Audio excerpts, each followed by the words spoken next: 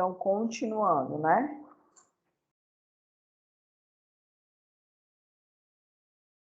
O citoesqueleto, por exemplo, as células epiteliais que recobrem toda a parte do nosso intestino, são células epiteliais que elas vão ser piramidais, não, vão ser colunares, tá? Então, elas vão ser esticadinhas. Essa característica da célula ser dessa forma vai fazer com que é por conta justamente da organização do citoesqueleto. Então, como eu comecei a gravar agora, né? Só para quem vai ver essa gravação. Então, assim, a gente começou a aula fazendo uma breve revisão sobre citoesqueleto. E nós acabamos de entender qual é a função desse citoesqueleto, que ele vai ter uma função muito importante para dar forma para as células, e ele também vai ter uma função muito importante, que é a movimentação dessa célula. Então, novamente, dois exemplos que eu citei relacionados à movimentação é o processo de migração celular, quando lá durante a formação do feto, as células que estão aqui na crista neural, elas começam a migrar para formar as estruturas laterais da nossa face. Então, a migração dessas células, a locomoção delas, só é possível graças ao citoesqueleto. O macrófago, para ele poder fagocitar uma bactéria, um vírus, um resto de célula morta, ele precisa se locomover e formar uma espécie ali de pseudópode para englobar aquele alimento. Então, ele consegue fazer tanto a formação desses pseudópodes como seu processo de locomoção, ele só consegue fazer graças ao citoesqueleto, tá? Então, essas daí são funções agregadas ao citoesqueleto. Na prova de vocês, vai cair questões mais ou menos dentro de situações específicas, como, por exemplo, a fagocitose. Então, vai ter lá uma situação que começa a falar desse movimento do macrófago e vai ter lá embaixo alternativas relacionadas, tá? Alternativas para vocês marcarem e dizer por que que o macrófago consegue fazer aquela movimentação, tá? Então, vou até já riscar aqui essa questão. Tá toda nas questões das provas para vocês, gente, que é isso. Certo? Então, acabamos de revisar aí a função desse citoesqueleto e o conceito. O citoesqueleto ele vai ser formado por pequenos tubinhos de proteínas, estruturas tubulares, filamentos, tá? E são esses filamentos que eles vão conseguir se formar e se desfazer rapidamente, fazendo com que a célula ela vá mudando de forma. Lembra daquele vídeo que eu passei para vocês? Deixa eu até deixar ele aqui a postos. Cadê o vídeo? Tá aqui. Quando eu estava falando desse vídeo com vocês lá na sala de aula, a gente viu que ocorre ali no momento em que a célula recebe um estímulo, essa célula ela vai então formar rapidamente microtúbulos e desfazer esses microtúbulos rapidamente. Então, quando ela forma e quando ela desfaz, ela acaba movimentando o seu citoplasma, facilitando esse processo de movimentação celular, tá? Então, não sei se eu vou conseguir abrir ele aqui, que meu computador está lindo, maravilhoso hoje. Mas, enquanto ele não abre, a gente continua aí a nossa aula de citoesqueleto. Então, olha só, nós aprendemos também na aula passada, na aula sobre citoesqueleto, que ele vai ser constituído aí por 3 tipos de filamentos, né? Então, deixa eu só chegar aqui no filamento, tá aqui, deixa eu só aumentar aqui. Quais são os filamentos que formam esse citoesqueleto? São os filamentos intermediários, os microtúbulos e os microfilamentos, ou também chamado de filamentos de actina. Por exemplo, uma célula muscular, como ela é uma célula que a sua função é de contrair e relaxar, o citoesqueleto dessa célula ele vai ter uma grande quantidade de microfilamentos.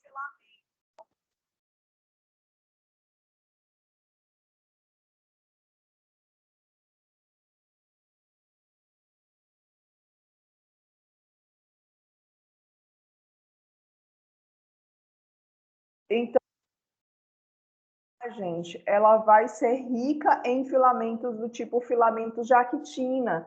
Então, vou ter vários filamentozinhos lá de miosina e actina que vão se deslizar um em relação ao outro. Quando a gente vai, por exemplo, para células, né, como, por exemplo, as células epiteliais, essas células epiteliais elas vão ser ricas em microfilamentos, porque ora essa célula precisa ser redonda, ora essa célula precisa ser quadradinha, cuboide, ora essa célula vai precisar ser colunar.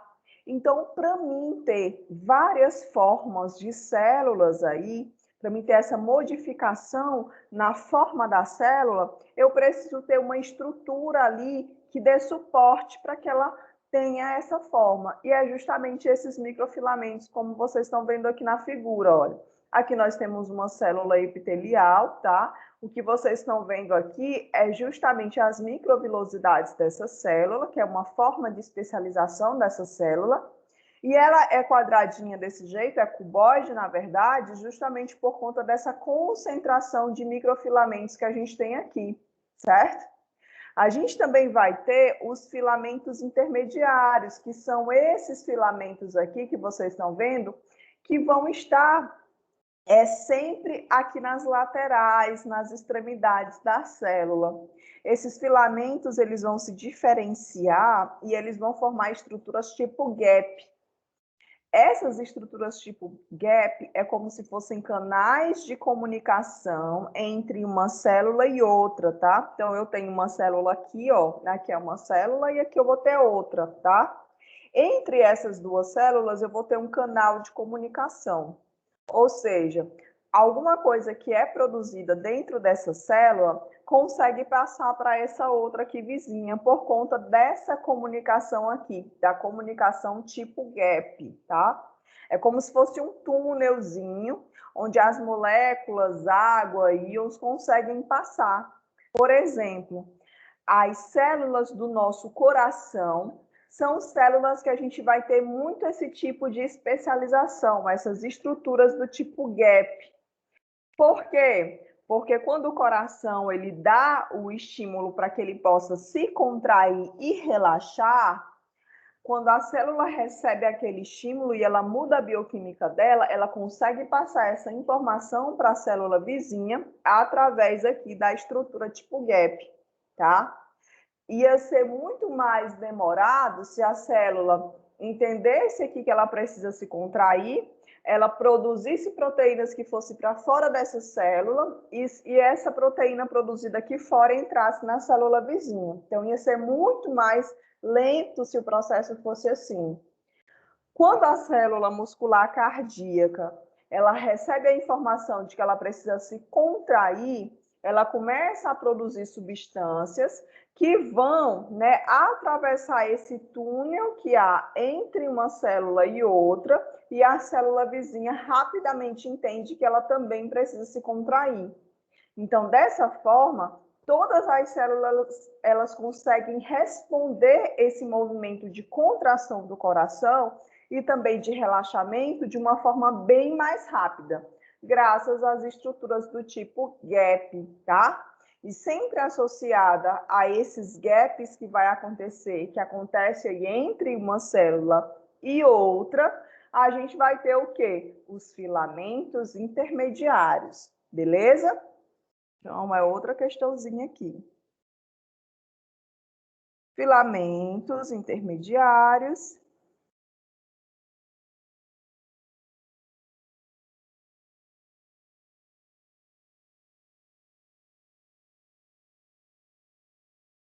Eu estou anotando, porque eu já vou ticando aí na prova de vocês, tá? Então, já é outra questãozinha da prova.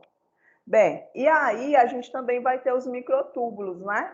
Os microtúbulos são estruturas que vão estar assim, olha, mais esparramadas na célula, tá? Os microtúbulos, eles vão ajudar, por exemplo, na formação do fuso mitótico. Então, a célula ela só consegue se dividir por conta aí dos microtúbulos. Então, aqui eu vou começar a passar os slides, e a gente vai começar a revisar rapidamente a função de cada um deles, certo? Então, bora lá. nós vamos ter, primeiro, os miofilamentos, microfilamentos e filamentos de actina, tá? E aí, os filamentos de actina, vocês estão reconhecendo essas estruturas aqui? Aqui a gente vai ter, né, a miosina, que parece um fone de ouvido, tá? E aqui a gente vai ter a actina com a tropomina, a tropomiosina, certo? E aqui é o quê? É uma estrutura que está presente no sarcômero, esse complexo proteico aqui, miosina, actina e tropomiosina, enfim. Então, todas essas proteínas, elas vão fazer parte do nosso sarcômero. E aqui, essa movimentação, ela vai ocorrer justamente nesse processo de contração muscular. Pergunta para a prova, tá? Vou até anotar aqui também. Olha só, quais vão ser as organelas principais, tá? Anotem aí. Quais são as organelas principais aí do tecido muscular? Por que eu falo quais são as organelas principais do tecido muscular? Que organelas são essas? As mitocôndrias e o retículo endoplasmático liso. Ontem a gente fez uma breve revisão de como o sarcômero ele funciona. Vocês lembram que eu mostrei para vocês como ocorre o funcionamento ali do deslize entre a miosina e a actina? Então, a miosina, por exemplo, deixa eu só ver se eu tenho um videozinho aqui. Não vou ter não, tá? Aqui tá. Então, olha só. A miosina, que é essa estruturazinha que tá aqui em rosa, ela só consegue fazer essa movimentação de se levantar aqui as cabeças da miosina e se ligar à actina de forma que ela puxe a actina e dessa forma ela faça com que ocorra a contração muscular. Então, esse processo aqui ela só consegue fazer se tiver ATP. Quem é que produz ATP dentro da célula? A mitocôndria.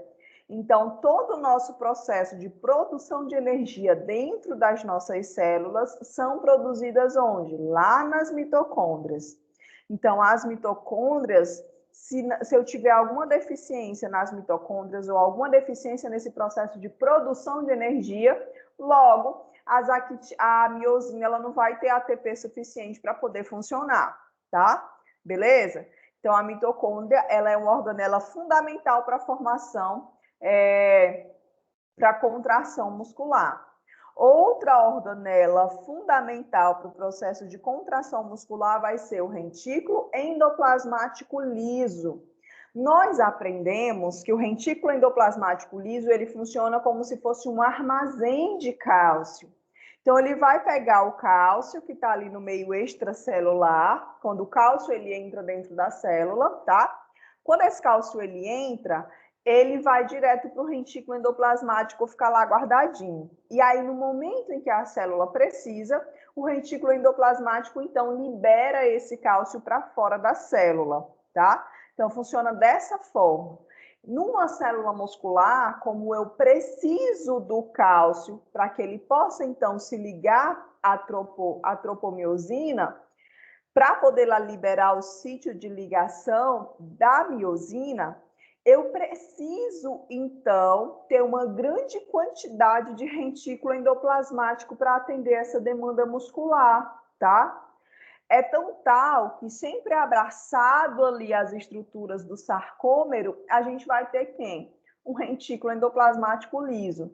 Na hora que ele recebe a mensagem que o músculo está precisando de cálcio para poder se contrair, o retículo endoplasmático liso libera esse cálcio vai até a tropomiosina e se liga nela, essa tropomiosina vai lá e muda a sua conformação, né? Estica ali a troponina, tá? E quando ela estica, ela libera o sítio de ligação da miosina. E a miosina, então, consegue se ligar à actina, tá? Se a miosina se liga à actina, ela então consegue puxar a actina. Então, existem, né, células, né, dependendo da função da célula, isso é uma coisa que é um raciocínio que eu quero que vocês tenham em mente, que dependendo da função celular, eu posso ter uma maior quantidade de uma determinada organela. Dependendo da função dessa célula, eu também vou ter uma maior quantidade, por exemplo, de miofilamentos ou de microtúbulos, tá? Então, a quantidade, as organelas que vão mais se sobressair em uma célula vai depender da sua função. Aqui, por exemplo, na célula muscular, eu preciso ter mitocôndria para a produção de ATP e eu preciso ter o retículo endoplasmático liso para poder liberar o cálcio e guardar esse cálcio quando necessário. Tudo bem? Então, já é outra questão que vai cair na prova. Quais são as organelas aí responsáveis, né? As principais organelas presentes aqui em uma célula muscular, tá? Vocês estão vendo que essa questão, eu posso usar ela tanto na prova de histologia, e aí dentro da prova de histologia eu posso cobrar ela relacionada ao funcionamento do sarcômero, como eu também posso trazer essa questão para a biologia celular. E aqui na biologia celular eu vou abordar justamente o funcionamento do sarcômero associado às principais organelas presentes. Então a gente começou a chegar no momento do nosso assunto em que o conhecimento ele começa a se entrelaçar, tá? Uma disciplina e outra começa aí a se entrelaçar. Nós vamos ter, então a gente acabou de ver, né, o primeiro filamento, né, que compõe o citoesqueleto, tá? E agora a gente passa a ver outros para mim não me perder. A gente estava vendo os microfilamentos de actina, contração muscular já vimos. Aqui a gente tem mais especializações desse microfilamento, ele também vai estar presente onde? Aqui nos macrófagos, tá? Lembrando, o que são macrófagos? Lembra da nossa aula prática que a gente teve lá lá no laboratório? Uma das células que a gente viu foram os monócitos, tá? E o monócito, o que é? Ele é um macrófago. Dependendo do tecido que esse monócito ele for, esse monócito ele sofre uma diferenciação e se transforma em macrófago. Mas, basicamente, macrófago e monócito é o mesmo tipo celular, tá? Então, já fica aí essa dica. Os dois, então, vão fazer o quê? Fagocitose. E qual é o tipo, né, mais presente aí de proteína no citoesqueleto desse tipo de célula? São justamente os microfilamentos, ou também chamado de filamentos de actina, tá? Então, eles que vão estar aí presentes. A gente vai ter também aqui, né,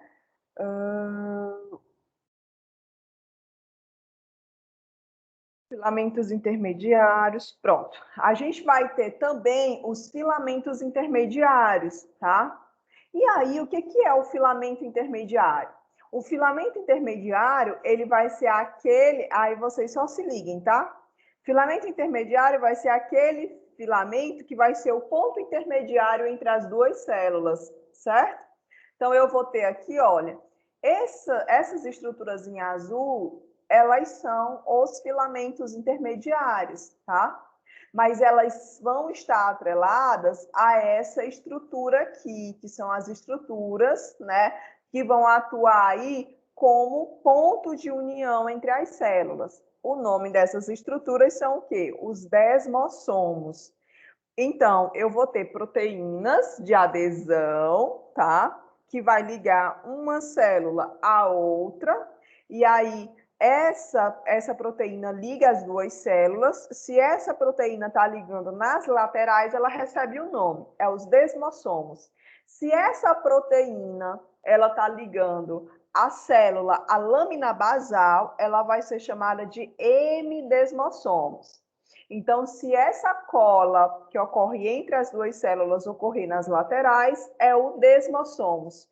Se ocorrer entre a lâmina basal e a célula, é o hemidesmossomos. São especializações das células epiteliais, tá? E essas especializações, elas vão estar conectadas a filamentos do tipo intermediário. Tudo bem aqui?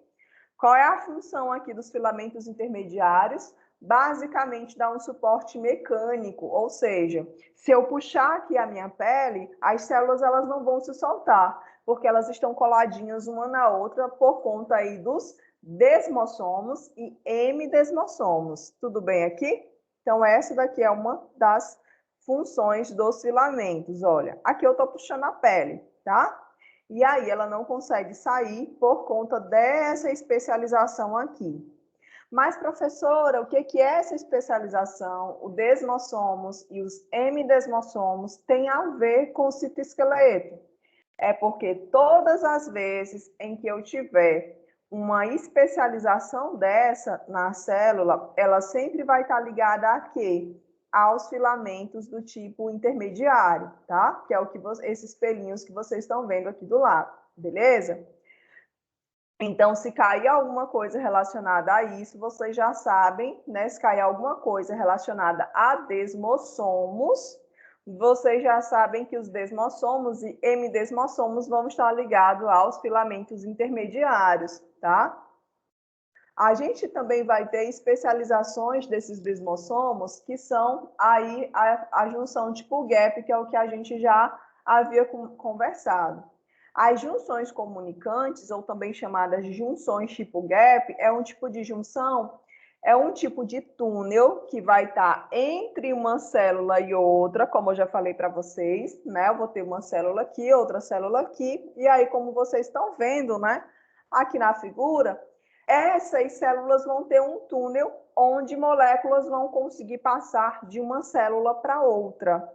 Então, todas as vezes que a célula vizinha ela receber um estímulo e aumentar a produção ou, por exemplo, aumentar a liberação de cálcio, esse cálcio vai passar para a célula vizinha. Através do quê? Justamente aqui das junções comunicantes. Quando a gente estiver estudando fisiologia, a gente vai entender o quanto isso é importante. Por exemplo, quando você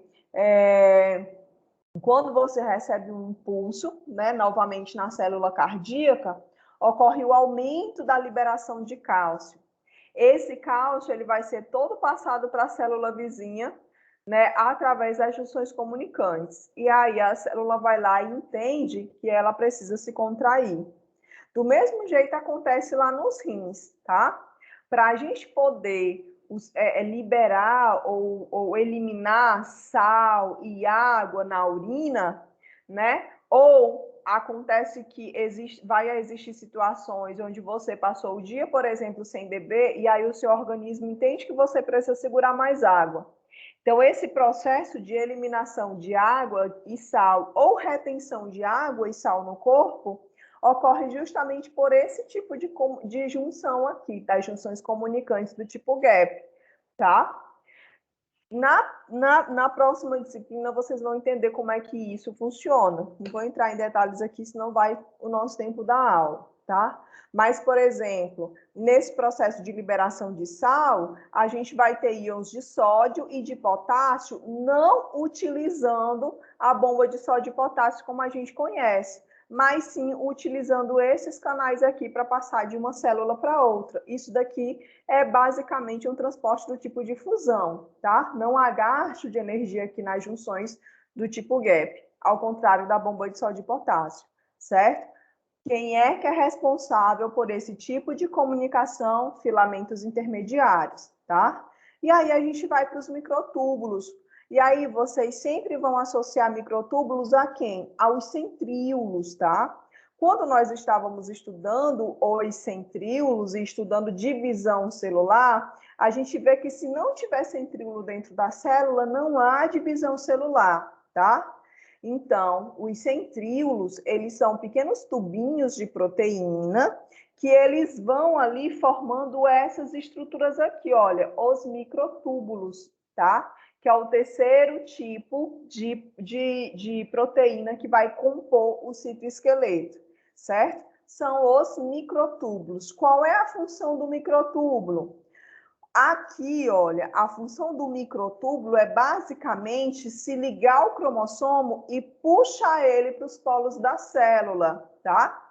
Então, todas as células do nosso corpo têm quantos cromossomos? 46 cromossomos. Mas por que que uma célula não tem 28, outra tem 17, outra tem 14? Por que que todas as células têm que ter exatamente o mesmo número de cromossomos? Como é que esse processo de divisão acontece? É justamente graças à formação dessas estruturas dos microtúbulos que vão se ligar ao cromossomo, né, tanto de um lado como de outro, e elas vão puxar esse cromossomo de forma que uma cromátide irmã vá para um polo da célula e a outra cromátide vá para o outro. Então, aqui no meio, a gente começa a ter a divisão dessa célula, tá?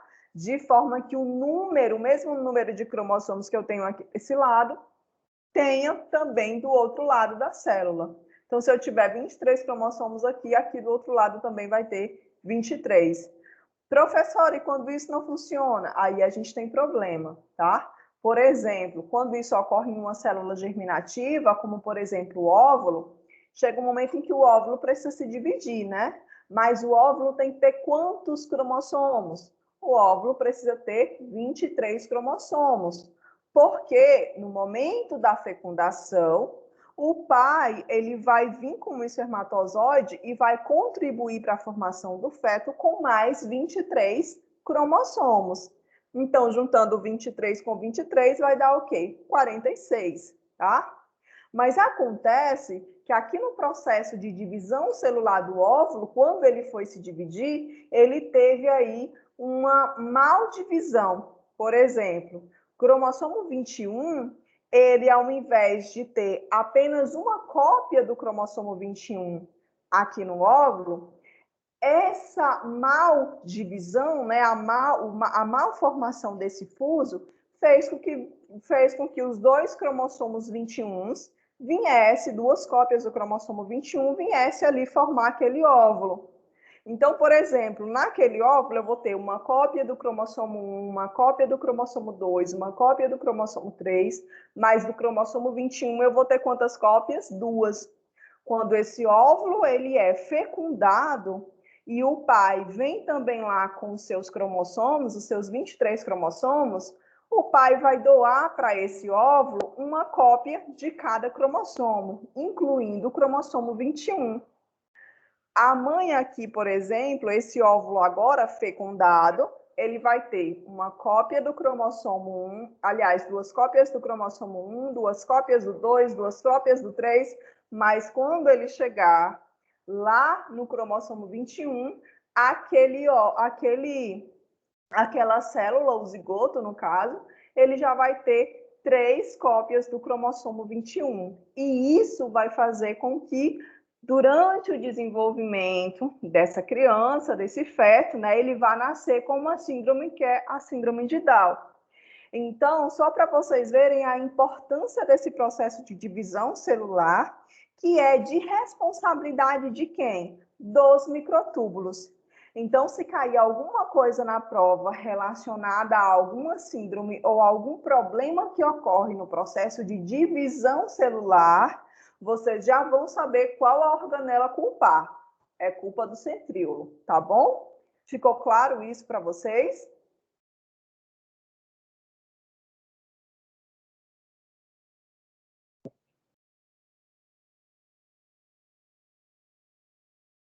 Tem alguém aí, gente, ou eu estou falando aqui só? Tem, professora. Não, professora. Estou ouvindo, professora. Tudo bem, todo mundo fala, é assim que eu gosto. Estão atentos pelo que eu estou vendo. Tá? Ó, já vão anotando aí, tá?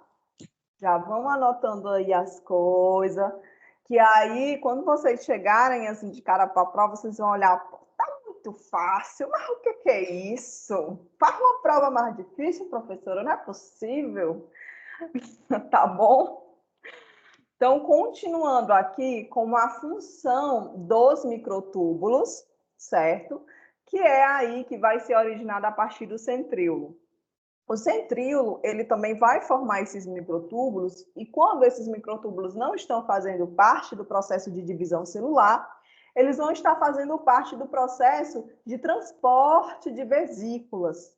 Quando a gente estava estudando aquelas organelas, lá o complexo de Golgi, o retículo endoplasmático rugoso, o retículo endoplasmático liso, tá?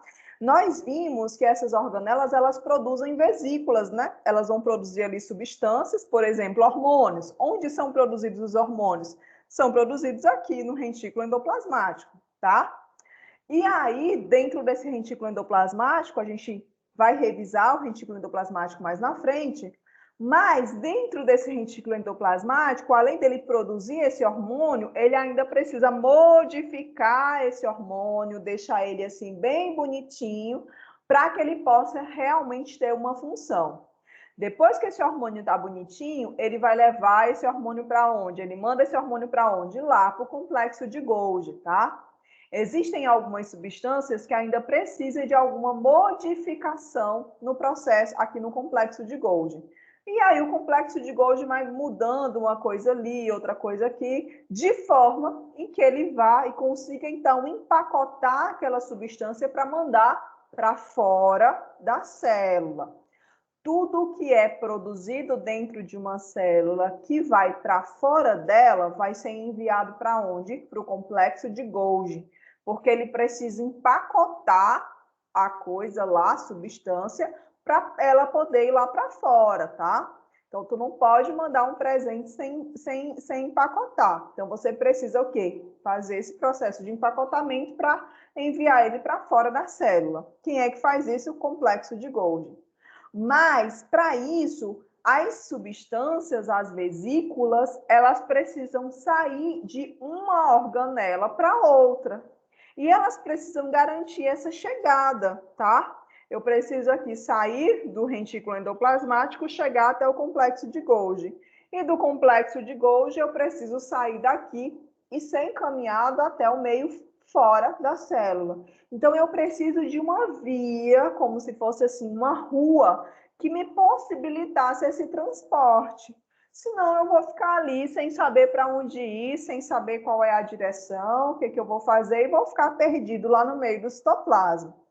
Então, para que não ocorra isso, com as proteínas que são produzidas nessas organelas, a gente tem quem? Os centríolos, que vão produzir os microtúbulos, que vão fazer esses pontos de conexão entre uma organela e outra. Na verdade, esses microtúbulos eles vão estar ali, né, espaçados por todo o citoplasma da célula, e aí eles funcionam como se fossem assim ruas, tá? Pontes que vão direcionar o caminho que essas vesículas elas precisam seguir para poder chegar até o seu destino, ok? Então, aqui, por exemplo, nós temos um complexo de Golgi, e esse complexo de Golgi, ele está mandando vesículas para fora da célula. Então, as vesículas que são produzidas aqui, olha, elas estão seguindo um sentido, tá? E aí elas conseguem chegar até o meio extracelular. Se não fosse isso, o que, que ia acontecer? Essas vesículas elas iam, né, ser produzidas e elas iam ficar aqui no citoplasma ou Deus dará, sem direcionamento nenhum. Mas para que elas tenham esse direcionamento, eu preciso, né, ter essas vias de transporte. Que quem é que faz isso? Centríolo, tá? Produzindo quem? Microfilamento. Então, esses, gente, são os três, tá? Ah, deixa eu só terminar aqui rapidola. A gente já está terminando de revisar essa parte, certo? Então, esses aqui, tá? Outra função dos centríolos vai ser os cílios, tá? E os flagelos. Onde é que eu vou encontrar cílio, por exemplo? Essa nossa parte, vocês devem estar estudando isso em anatomia, né? Essa nossa parte aqui do nosso sistema respiratório superior, ele é todo recoberto por cílios.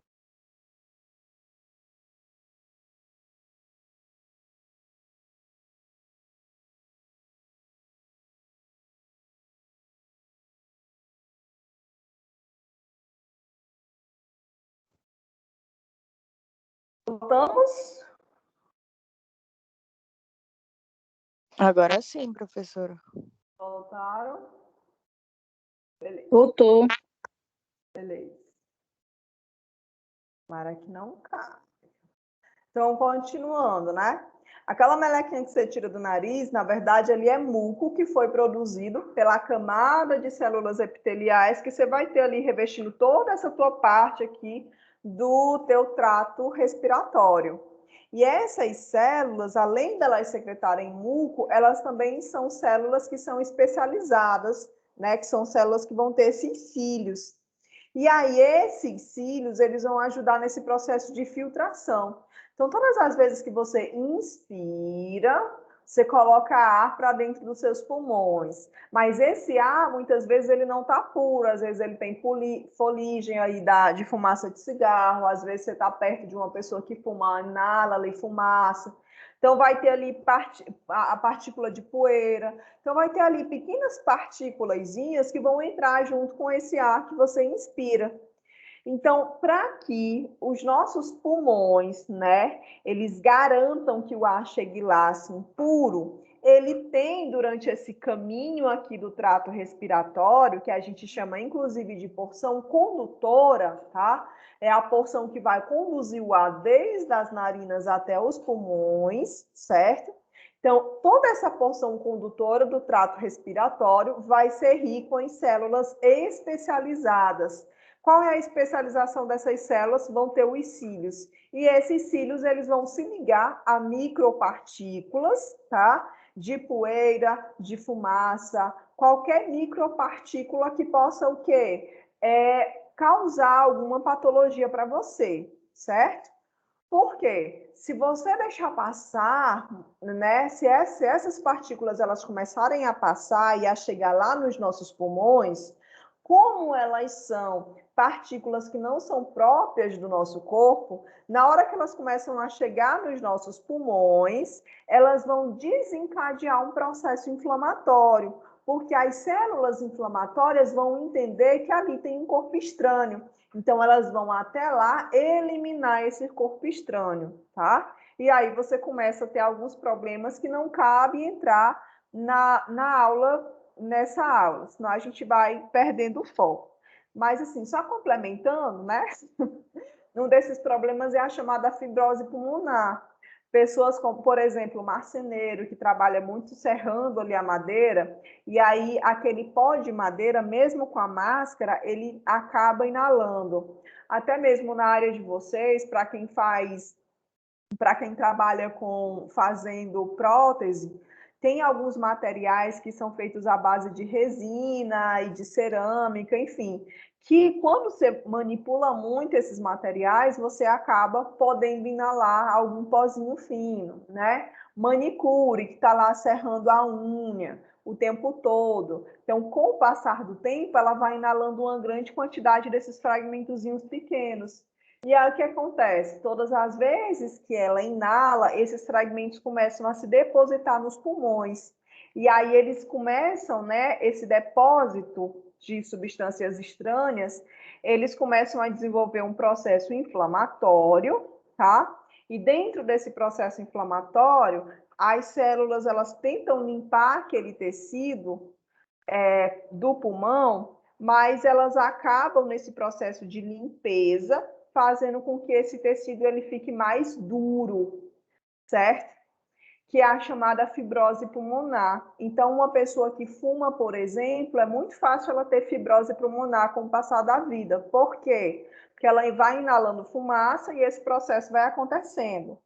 Então, o pulmão ele vai ficando ali, aonde tiver pontos, né, de poeira, dessas substâncias que foram acumuladas, a gente começa ali a ter a formação de um tecido fibroso, de um tecido mais duro. O nosso pulmão, gente, ele é elástico. Então, você consegue, por exemplo, colocar o ar para dentro e expandir o pulmão. Quando você coloca o ar para fora, esse pulmão ele volta ao seu estado normal. Uma pessoa que tem fibrose, esse processo ele não acontece, porque o pulmão ele vai ficando mais duro. Então, por mais que você puxe o ar, o pulmão ele não consegue se expandir para poder permitir a entrada desse ar, certo? já fugi do assunto da aula, né, da nossa revisão. Mas vamos embora lá. Então, nós estamos falando dos cílios, né, que é uma diferenciação dos centríolos, e agora a gente fala dos flagelos, que também é uma diferenciação dos centríolos, tá? Quando a gente estava estudando como é que ocorre aí a formação do espermatozoide, o espermatozoide nada mais é do que uma célula que ela, com o passar do seu desenvolvimento, ela vai se diferenciando. E aí, todo o citoplasma dessa célula do espermatozoide, todo esse processo de diferenciação do espermatozoide vai fazer com que, né, essa célula fique bem diferente das outras células, tá? E aí, cada organelazinha vai ter uma função específica aqui. Por exemplo, o complexo de Golgi, como ele produz muitas enzimas, ele vai ficar onde? Na porção aqui do acrossoma, tá? Então, aqui na cabecinha do espermatozoide, a gente vai ter o quê? Complexo de Golgi, muitos deles, que eles vão justamente produzir enzimas, e são essas enzimas que vai ajudar a entrada do espermatozoide no óvulo, tá? Aqui na cabeça do espermatozoide, a gente vai ter o núcleo, que é onde vai estar ali todo o DNA desse espermatozoide, todos os seus 23 cromossomos. Aqui no pescoço do espermatozoide, a gente vai ter as mitocôndrias, tá? Porque são as mitocôndrias que vão produzir ATP, e esse ATP vai ser produzido para bater aqui o flagelo. E o flagelo, por sua vez, ele vai ser formado a partir de quê? Dos centríolos, tá? Então, se eu pego uma célula que tem cílio e pego uma célula que tem flagelo, ambas essas duas estruturas são especializações dos centríolos. Se a célula está se dividindo, quem é que é responsável por esse processo de divisão celular? Centríolo, tá? Então, é o centríolo que vai ajudar nesse processo aí de formação dos microtúbulos. E aí a gente vai ter os microtúbulos nessas estruturas que eu já falei para vocês. Tudo bem? Estamos revisados da parte de citoesqueleto? Tudo ok. Vocês querem um intervalo pequeno, tá? E aí a gente volta daqui, sei lá, 10 minutos, ou a gente vai direto? Um intervalo, professora. Tá, então digiram, né? Como é que é o verbo? Aproveitem o tempo para poder digerir essas informações. É 10 minutos, tá, gente? E aí a gente volta e vamos para outra aula, tá? Beleza? Eu já vou parar essa gravação, porque aí ela já forma o arquivo para vocês.